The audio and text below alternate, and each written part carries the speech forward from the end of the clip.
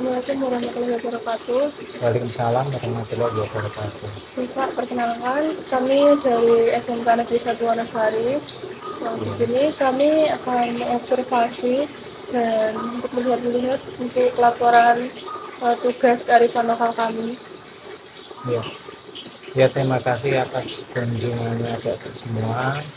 Saya juga memperkenalkan diri. Saya Supriyono, pemilik dari usaha bakpia Patok 250 di Karasan ini. Mungkin bisa dimulai untuk pertanyaan.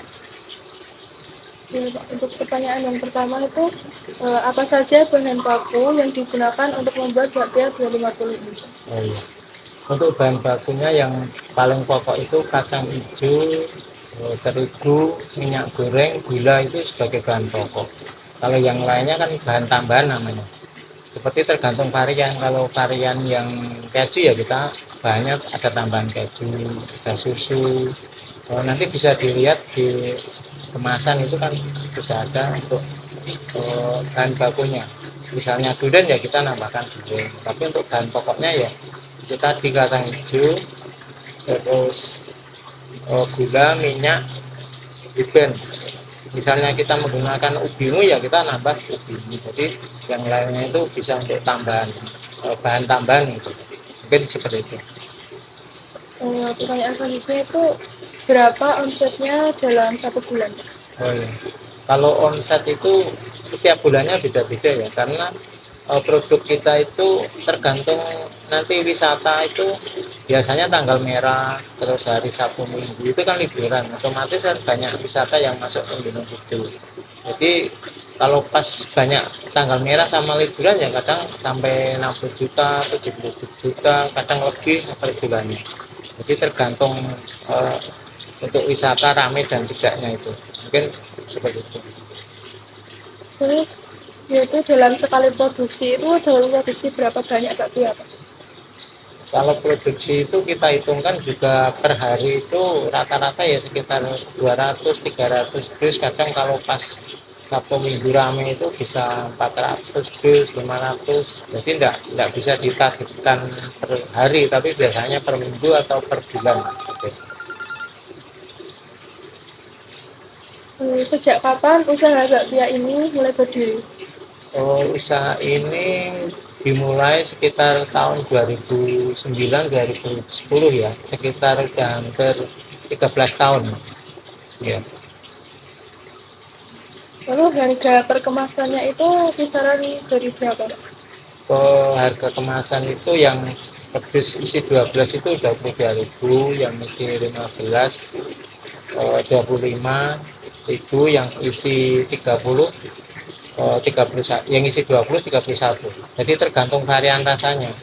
Kalau yang keju durian itu harganya lebih mahal dari yang kacang hijau. Kalau yang ubi ungu itu malah lebih murah dari yang kacang hijau. Jadi nanti bisa dilihat dari varian rasa sama isinya. Jadi harganya itu masing-masing beda seperti itu. Lalu isian atau varian rasa dari bakpianya itu ada apa saja, Pak? Kalau varian itu ya yang original itu kacang hijau, terus ubi ungu, coklat, keju, durian, green tea, sama kumbu hitam. Tapi untuk pelanggan konsumen itu yang diminati paling banyak disuka itu ya kacang hijau yang original. Ya, seperti itu. Lalu apakah sudah membuka cabang, Pak, di tempat lain? Kalau untuk membuka cabang belum sementara. Kami baru punya satu outlet, sama sebagian pemasaran itu kita nitip-nitip di toko oleh-oleh. Harapannya ya mudah-mudahan segera bisa buka cabang. Seperti itu. Terus untuk pemasarannya itu berapa banyak, Pak, biasanya yang dikirim? Eh, untuk pemasaran itu kan kita selain online juga nitip ke toko oleh-oleh.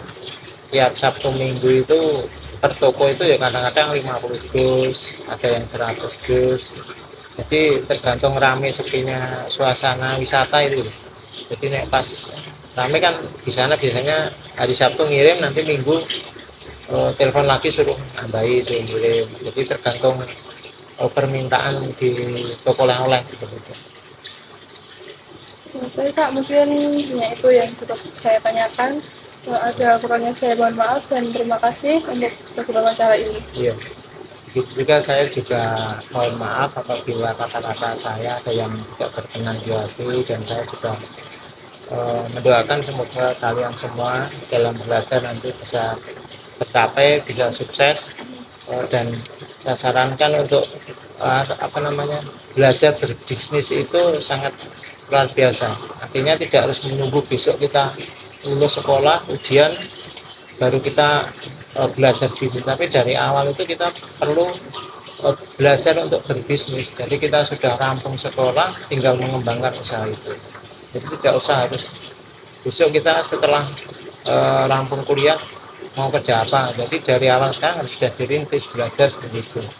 Kebanyakan kan anak-anak sekarang maunya besok kalau sudah rampung sekolah baru mikir soal kerja misalnya. Tapi ya, menurut saya ya dari sekarang harus sudah belajar. Artinya bisnis itu semua orang bisa, tergantung niat dari awalnya seperti itu. Mungkin itu yang saya sampaikan.